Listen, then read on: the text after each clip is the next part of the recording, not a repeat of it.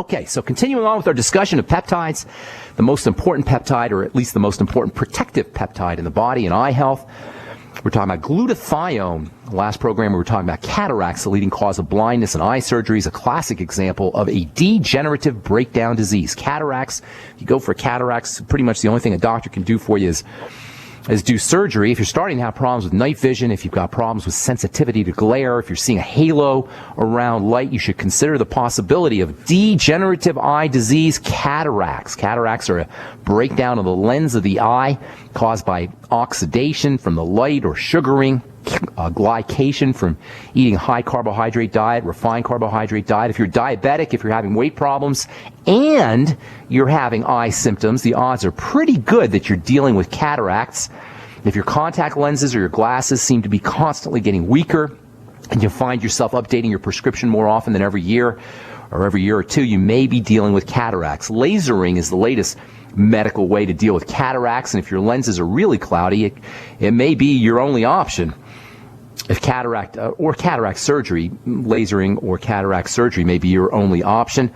Whether your cataract surgery is done with a scalpel or whether it's the high-tech version, basically what they do is they take out your old cornea or your old lens, and then they put a new acrylic plastic lens in as a replacement. It's pretty routine, it's pretty painless, but it's still a surgical procedure. It's not something that you're going to need to have to do unless you have been abdicating your health care, especially concerning your diet and especially concerning sugars, refined sugars. This notion of eye implants has an interesting science fiction-like, but real life at the same time, futuristic real-life application. Scientists are now working on computerized implants that are basically computer chips that can function as augmented reality devices. How do you like that? Augmented reality, hyper reality. As if reality isn't good enough, in the future we're going to have an augmented reality. In the future you'll be able to have a lens implanted in your eye, and you'll be plugged into the internet via your lens, via your eye. You'll be able to perceive your reality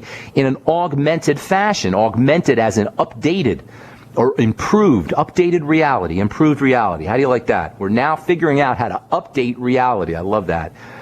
If you think we're on information overload now, folks, in the future we're going to have our eyes and our eyesight that's going to be computer enhanced. Our reality will be way, way, way more intense than it is now. We'll be able to see hundreds of yards as clearly as we can see things that are right in front of our face. We'll be able to look at things and see under various powers of magnification. You'll be able to count the number of fleas on your dog. You'll be able to thread a needle or read the tiniest of small print as easily as you can read the print on a big children's book. You'll have a computer data overlaid on top of your visual field. This is in the future. They'll be able to put a lens in your eye, a computer chip. And before that, they'll even have contact lenses that can do that. They already have contact lenses that can do that, at least prototypical ones. And you'll have this whole computer data screen overlaid on top of your visual field. That's called a heads-up display. It's basically information presented to you right in front of your eyes, overlaid on top of whatever you're looking at. Imagine a map or a GPS image overlaid right in front of your eyes as you're driving or as you're walking along. It can update its position, it can update its data as you move. You'll be able to look at a building and you'll be able to see what's inside the building. You'll be able to see if your friends are waiting for you at a restaurant in the basement of the building. You'll be able to look at the restaurant and see the menu and read customer reviews displayed right in front of your eyes. If you're a hunter, you'll be able to see Bambi from a mile away in the dark via the infrared heat that's emitted from the deer's body, just like a snake. You'll be able to see the same thing a snake sees, those heat images, those infrared heat images that a snake sees. That'll be the kind of information that you'll be able to get using these futuristic contact lens computer chips. You'll be able to observe a person and see his blood pressure. You'll be able to observe a person and see his hormone levels or his fertility or her fertility, or any other biological marker you can think of. So much for medical privacy. You'll be able to see if people are lying. You'll be able to see if somebody has a crush on you. All presented in a visual display overlaid on top of a building or places of business or living beings that'll all show up right in a heads-up fashion, right in your visual field, right in front of your eyes. That's the future. Anyway, the future, that's for the future. And as exciting as that may be, or as scary as that may be, that doesn't help us for now. So if you're starting to experience changes in your vision and you suspect you're starting to get cataracts, There's lots of things that you should be doing right now, including getting yourself on a good nutritional supplement program. Getting yourself on the Ultimate Daily can help. Last month there was an article that showed up in the journal Ophthalmology that talked about the use of a multivitamin. This is in a medical journal, Ophthalmology, touting the use of a quality multivitamin as a way to lower the risk of cataracts. Participants in a research project called the Physician's Health Study, which was actually set up to examine the benefits of using vitamin C and vitamin E and beta-carotene and a multiple vitamin for the prevention of cancer and heart disease, participants ended up with a 9% reduced risk of cataracts just by taking a multivitamin. A 9% reduced risk of cataracts. Not an insignificant number, and this could potentially have a huge impact, and this is just a multivitamin. This is just folks taking one multivitamin, which is the minimum wage, the bare bones basic nutritional supplement. If you can get a 9% reduced risk of cataracts with just a simple little multivitamin, imagine what you could do if you're really bought into a good nutritional supplement program, got on the Healthy Start Pack. Make sure you're getting your Mighty 90 every day. All right, I'm Pharmacist Ben. You're listening to The Bright Side. We'll be back after this. All right, we're back on The Bright Side. I am Pharmacist Ben. Thank you for being here, friends. We're here Monday through Friday, 8 to 9 Pacific and 10 to 11 Central Time. I'm sorry, is it 10 to 11? 10 to 11 Central Time. That's right. 8 to 9 Pacific, 10 to 11 Central Time, 24/7 on our archive page at brightsideben.com. And you can also check out my blog, pharmacistben.com. We update it regularly with news stories and blog posts. Got a blog post coming up there about glaucoma that should be up today. We're talking eye health on The Bright Side, all as it has to do with glutathione, the body's primary antioxidant. Glutathione is not only the body's primary antioxidant and primary cancer fighter, it's also the body's primary eye health biochemical. Glutathione fights cancer. Glutathione is just a super important peptide. It's made up of 3 amino acids. We'll be talking about how you can build glutathione levels in the coming days. If you're starting to have cloudy vision or you're starting to see halos around lights, chances are you're dealing with cataracts. Chances are especially good that you're dealing with cataracts if you're also a diabetic or you're overweight or you're having blood sugar issues. One of the most important things you could do for overall health, but especially if you're starting to have cloudy vision or other cataract symptoms, is keep your blood sugar low. Lay off of insulin spiking foods, pasta, potatoes, cereal, fruit juice, all the usual suspects that we talk about. You should also be correcting any malabsorption issues. Low stomach acid and leaky gut issues can be problematic. If you have any of these digestive issues that affect absorption of nutrients, you could end up with nutrient deficiencies, especially in the B vitamins, especially in minerals like zinc and selenium, and especially in the amino acids that help you build glutathione. So first of all, get yourself on a good nutritional supplement program if you're dealing with cataracts. Secondly, keep your blood sugar low if you're dealing with cataracts. And then thirdly, it's important that you correct malabsorption issues. Fourthly, you want to make sure that you're getting enough antioxidant nutrients as well as sugar metabolizing nutrients and protein via your diet. And if you're going to have cataract surgery, using these same nutritional strategies and dietary strategies that would help you prevent cataract formation in the first place can also help improve the outcome of your cataract surgery, as well as accelerate the healing time from your cataract surgery. Some important supplements that you can use to reduce the likelihood of cataracts and or improve the prognosis of your surgery if you elect to have laser surgery or some other kind of surgery for cataracts.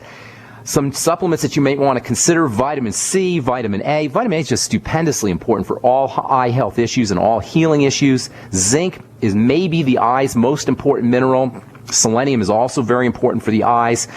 The amino acid glutamine is important for the eyes. N-acetylcysteine, whey protein, essential fatty acids. You'd be also very intelligent if you got on the Healthy Start Pack and started sipping on your Beyond Tangy Tangerine a week or two before surgery. This is true about all surgical procedures, by the way. Getting yourself on a good nutritional supplement program a couple of weeks before surgery can help accelerate healing time and improve the prognosis of all surgeries, especially eye surgeries. And of course, you also want to make sure that you're getting enough carotenes and flavonoids and phytonutrients from vegetables. These things are very, very important for eye health. We'll be talking about those in the coming days as well. Substances like lutein, zeaxanthine, beta-carotene, these are all found in colored vegetables, and they're very, very important for your eyes, especially reds and oranges. All colors All pigments are going to be important for eye health and overall health, but especially the reds and the oranges. Longevity has a product called Vision FX, which has all of these nutrients, eye nutrients, and it even has a little coenzyme Q10 in there, and chromium added for good measure, chromium for blood sugar control. Another eye health issue that's similar to cataracts in the sense that it involves degeneration and breakdown of eye tissue is something called macular degeneration. Many of you have heard about this, I know, because I get questions on macular degeneration all the time. Like cataracts, degeneration of the macula is a major cause of blindness. Like cataracts, it's associated with old age and poor health. Technical name for macular degeneration is age-related macular degeneration. Sometimes you'll see it abbreviated as AMD. Age-related means it's a sign of a body that's breaking down as we get older. So macular degeneration needs to be considered, like cataracts, they need to be considered as degenerative diseases. Cataracts and macular degeneration are arthritis of the eye. They're Parkinson's disease of the eye. They're Alzheimer's disease of the eye. They're osteoporosis of the eye. It's the same thing, people. It's the same thing. It's a degenerative crisis that's striking the eye. It could easily be striking the bones or the joints or the brain or the nervous system or anything else. Happens to be striking the eye, but the point is not the eye. The point is the degeneration. Cataracts are a degenerative disease of the lens, the covering of the eye. Macular degeneration is degeneration of the central part of the eye, the area that's called the macula. Many people with macular degeneration can get by in their daily activities using the peripheral, the side areas of the eye, and they may not even be aware that their macula is breaking down because their eye naturally compensates. But whether you're dealing with cataracts or macular degeneration, it's still a degenerative breakdown health issue. The body is breaking down. Eye tissue is breaking down. And no matter what your doctor tells you, it's not genetic. It's not hereditary, and it's not inevitable. Macular degeneration typically begins around the age of 50, sometimes earlier, sometimes in the 40s, depending on how healthy you are. It starts off with an accumulation of deposits, yellowish kind of fatty protein deposits called drusen, D-R-U-S-E-N. Drusen is kind of a sticky substance with protein fibers embedded in it. It's basically a byproduct of a messed up biochemistry, messed up processing of fats and proteins. Malabsorption at the digestive system level, blood sugar issues, once again, same thing, guys. It's the same stuff. I know I sound like I'm repeating myself, but the body breaks down generically. It's the same thing. Malabsorption is always going to be involved, no matter what kind of degenerative disease you're dealing with. Blood sugar issues are going to be involved no matter what kind of degenerative disease you're dealing with. In the case of macular degeneration and the accumulation of these complexes, these drusen complexes, almost 100% guarantee you're dealing with malabsorption and blood sugar issues. This formation of fiber complex and deposits is one of the classic generic manifestations of a body that's breaking down, of a body that's falling apart. The most famous example of these kind of complexes, cholesterol, fatty, protein complexes, are the tangles and plaques that appear in your brain when you have Alzheimer's disease. They call them neurofibers. These are little fibers that form in the brain. It's the same stuff, though. It can form in your joints. It can form in the blood vessels. It can form in your eyes. And they're nothing more than a sign that your cells are going crazy, cells are breaking down, biochemistry is running amok. These plaques, no matter where they show up, whether it's in the eyes or in the brain, are basically unusable debris. And in addition to being one of the causes or associated symptoms of Alzheimer's disease, it can show up in the joints. They call it atherosclerosis in the joints. In the blood vessels. They show up in the joints too. It could be a factor in the development of arthritis. And if you have macular degeneration, it'll show up in your eyes, and they'll call it drusen, D-R-U-S-E-N. If your macular degeneration gets really bad, it can progress into a severe form called wet macular degeneration. About 10% of people who have the regular or dry macular degeneration will end up with wet macular degeneration, and that's a really serious problem. That's where the eyes are really degenerating fast. That's where you get the inappropriate formation of blood vessels and scar tissue, and it can be a serious problem, ultimately leading to blindness. I'm Pharmacist Ben. You're listening to The Bright Side. We're coming back with more good health information and your phone calls as well. 855-660-4261 is our number. We'll be back right after this. Don't go away.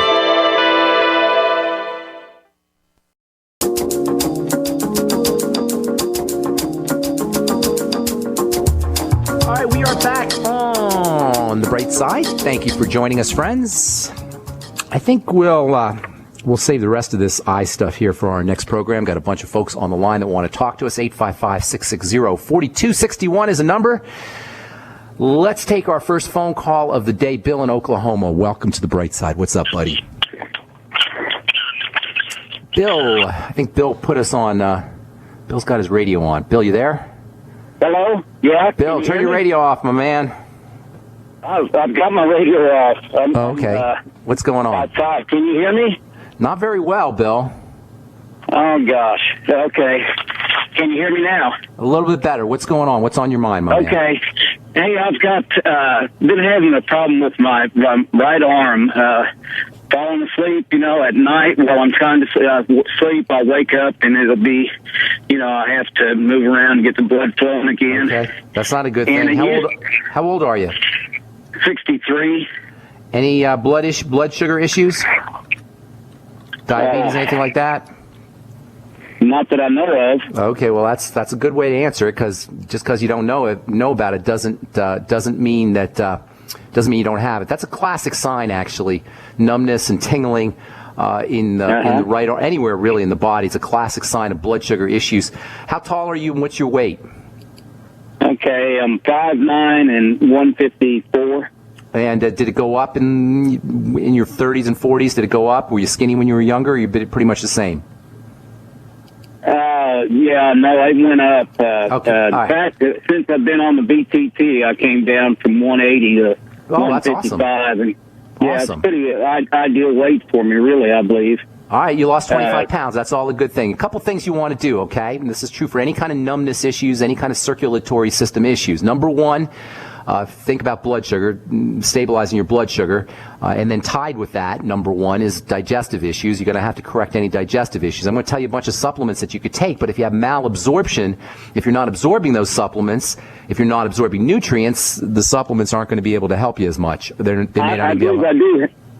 I do have a malabsorption problem, like the lithium orotate for sleep. Yeah. I've tried that, and it does nothing for me. Okay, you very well could be dealing with some malabsorption issues. So what you're going to want to do is you're going to want to start to take your supplements in a liquid fashion. That would be the BTT and smoothies and juices and that kind of thing. And then you want to take all your supplements with foods.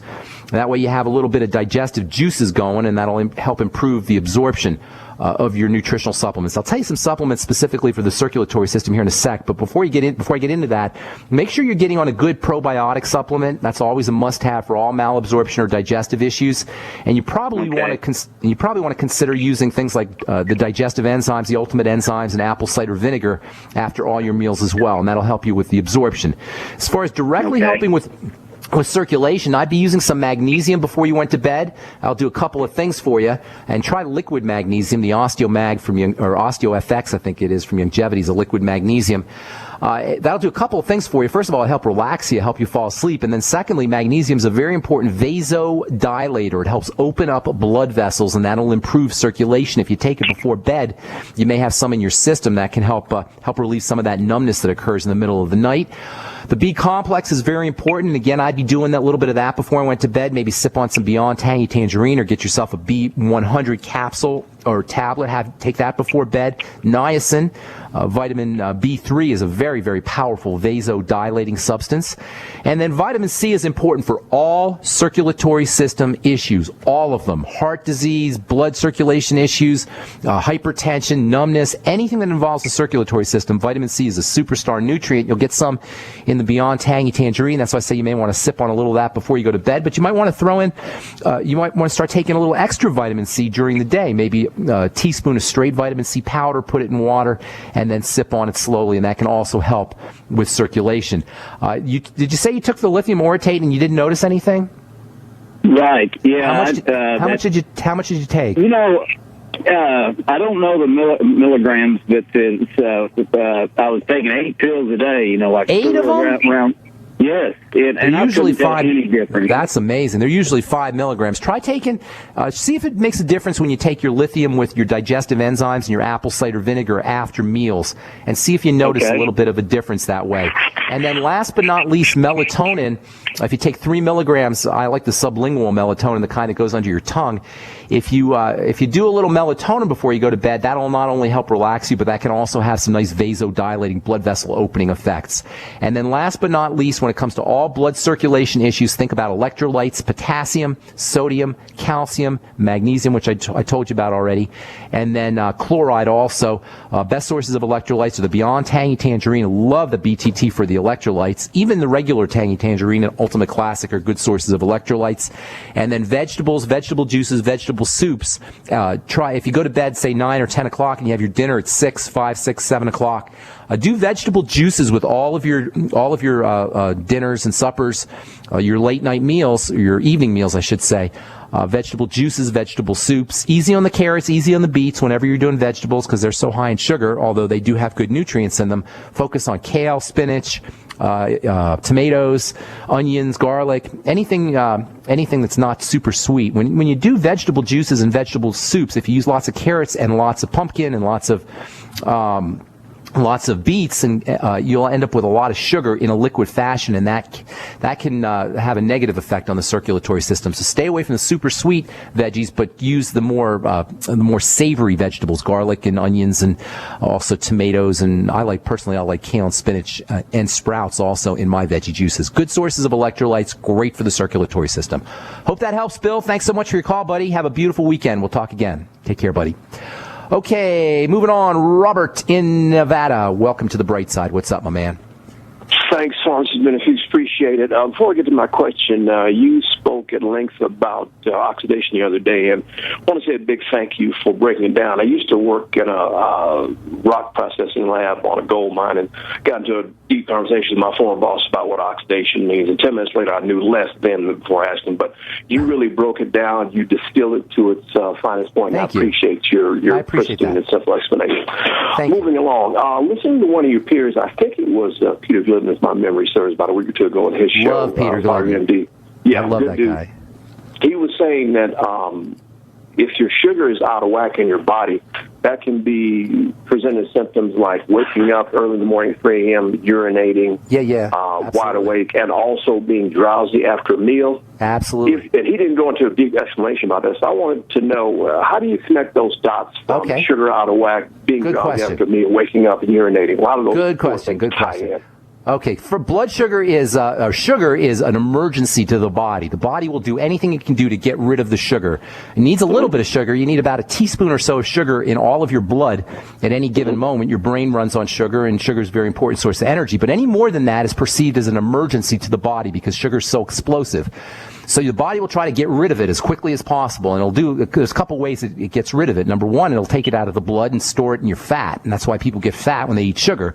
Fat is a storage form of sugar. It's a way the body protects itself. A second way that the body protects itself from sugar is by eliminating it, and that's what urination is. It's the body's attempt to eliminate the sugar, and that's why if you're eating a lot of sugar, one of the best things you could do to protect yourself is drink a lot of water. That'll help your body clear that sugar out via urination. In fact, diabetes is a urinating disease. Hang tight, Robert, because I'm going to finish this up when we come back from our break.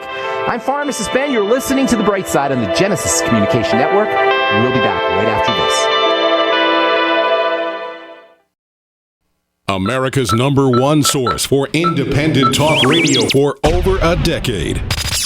We are the GCN Radio Network.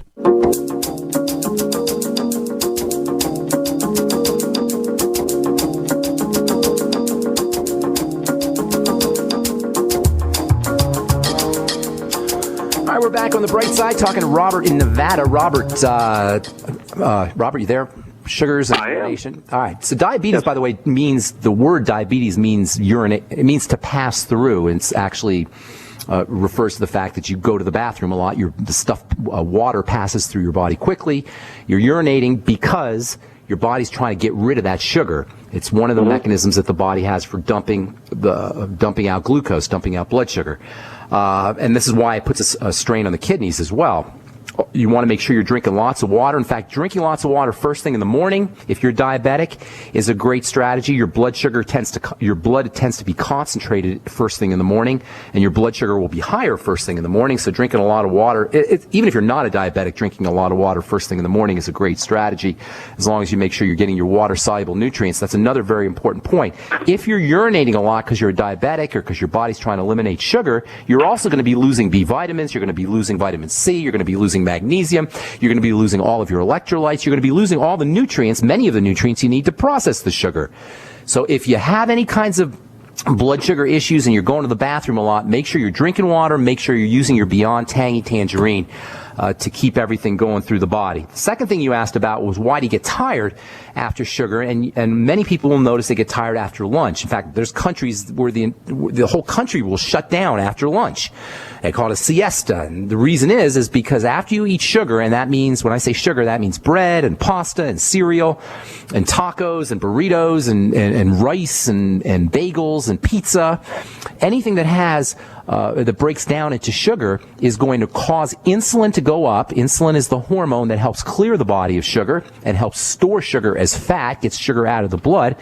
And then you got all the sugar that's been yanked out of the blood. Now you go into low blood sugar, so-called hypoglycemia.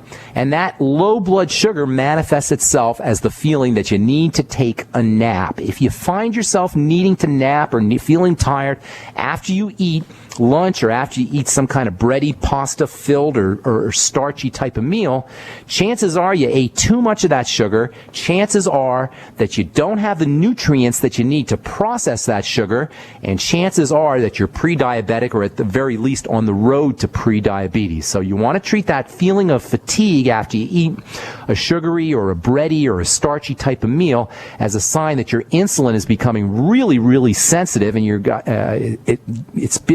it's trying to clear out all that sugar and all of that starch. So number one, to answer your question about urination, your body's trying to clear the sugar out. Number two, to answer your question about the fatigue, it's a sign that insulin has been super sensitized.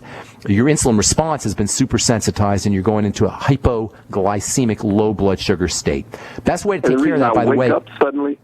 Hang on, let me say one last thing. The best way to take care of that is to make sure you have protein with if you're going to eat bread and pasta and those kinds of foods, make sure you got some protein in there, and make sure you got some good oil in there, something like coconut oil that can help slow down the release of sugar, and make sure that you get some fiber in there as well. And it wouldn't hurt you to have nutrients that help you process sugar, things like magnesium, alpha lipoic acid, the amino acid taurine, the B vitamin-like substance choline, thiamine, niacin. These are all supplements that can help you process sugar. I'm sorry, what were you saying, Robert? And real quick, the reason I wake up at 2 or 3 a.m., that's the energy jolt from the sugar leaving my body. The reason you wake there, I can't say definitively, but there's a good chance what's happening is you're going into a hypoglycemic state in the middle of the night, and cortisol, your body's stress hormone, is kicking in. When you go into low blood sugar, your body perceives that as an emergency, and immediately you'll go into some kind of hypercortisol state as your stress hormone gets secreted, and you'll wake up in the middle of the night. So treat if you have that, you get up in the middle of the night and you can't go back to sleep, you want to treat that as a sign that cortisol has gone up. Now, there's a lot of reasons why that can happen. You may have had a nightmare, you may have triggered something emotionally or mentally in your dreams, and that'll cause cortisol to go up. But hypoglycemia can do it too. Low blood sugar can do it too. So what you want to do, if that happens on a regular basis, is eat a little bit of protein before you go to bed, and that can help protect you from that hypoglycemic low blood sugar response in the middle of the night. Also, using some magnesium before you go to bed can help too. All right? Thanks, bud. Thanks, buddy. Have a beautiful day. Thanks, Robert. Okay, let's see. Denise in California, what's up? You've been holding on for, 45 minutes. Thanks for calling, Denise. How can we help you? Oh, good morning and happy December. Thank you. I'm calling about my sister. She is diagnosed with degenerative arthritis. Okay. And the doctors say they want to do surgery. She's got a burning sensation in her head, neck, and she's 57. Okay. And what kind of surgery do they want to do, Denise? What kind of surgery? They want to repair it, I guess. Taking something from somewhere and please. Listen, degeneration means the body's falling apart, and there's no surgical procedure that can help restore the body to its regenerative, healing, healthy state. Well, this is idiotic. How What's a surgical procedure going to do for degenerative arthritis? Now, unless I'm not understanding something or you're not giving me all the information, it's ludicrous. So what do you want to do here? How do we handle this? Well, degeneration is the opposite of regeneration. So if you got a degenerative disease, whether it's macular degeneration or cataracts or degenerative arthritis or osteoporosis, whatever, what we got to do is we got to restore the body back to its regenerative state. So the only reason why the body becomes degenerative rather than regenerative, there's two reasons. Number one, it's because of what we're putting in the body, and number two, it's because of what we're not putting in the body. You understand what I'm saying? We're putting the wrong things in, and we're not putting the right things in. So first, and this is for all degenerative disease, you guys. I'm talking eye degeneration, nerve degeneration, bone degeneration, joint degeneration, whatever. Number one. You mean it's not hereditary? No, it's not hereditary. The body is not hereditarily degenerative. It's hereditarily regenerative. So what you want to do, number one, is stay away, have her wean herself off, get off of, I wouldn't even say wean herself off of, just use whatever force of mind power she can get to get off of pro-inflammatory foods. If she can't do it mentally and using willpower, and that's understandable. As I've said so many times, I don't have any willpower. Go into more protein, go into more good fats, and then she'll gradually find herself craving the crappy foods less and less. If she likes fatty foods, have her use coconut oil. If she likes salty foods, have her use Celtic sea salt. And if she likes sweet foods, and that includes breads and starches, have her use more protein. You understand what we just did there? Protein replaces the cravings for bread and sweets. Celtic sea salt and minerals replace the craving for salty foods.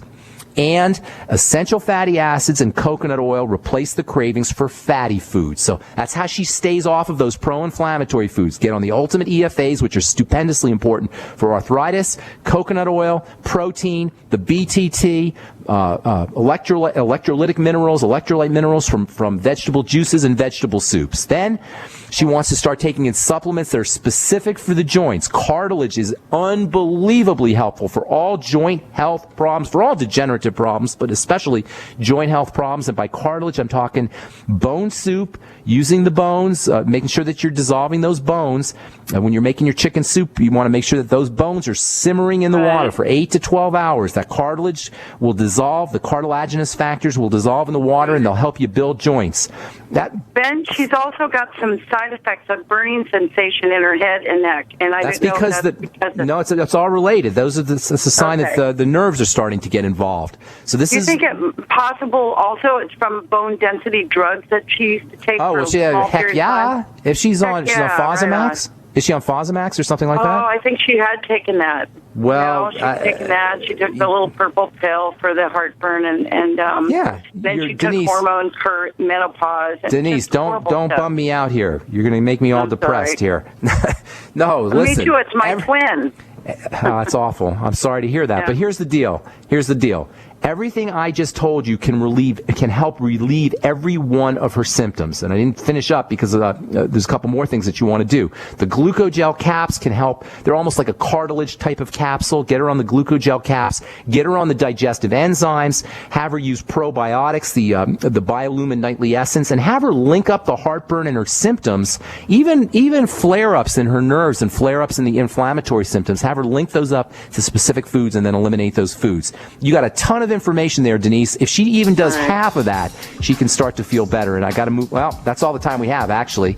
So hope I helped you out, Denise. God bless. Have a beautiful weekend. Take care. And I'm sorry if we left you guys on hold. I hate doing that, but if you call back on our next program, tell my call screener that we left you on hold, and we'll get you first up. Thanks so much for calling. You guys who are out in Texas, I'm going to be doing a talk for Ray and Yolanda Brown in Sugarland, Texas, tomorrow morning, starting at 10 a.m. Hope to see you out there if you're listening to the program from Texas, and that'll be tomorrow in Sugarland, Texas. All right, that's it. I'm Pharmacist Ben. Thanks so much for listening. Check out my blog, pharmacistben.com. For you guys who want to join the longevity team, check out brightsideben.com. Click on the Join the Team link. Have a wonderful, beautiful day. We'll talk to y'all later, folks. Bye for now.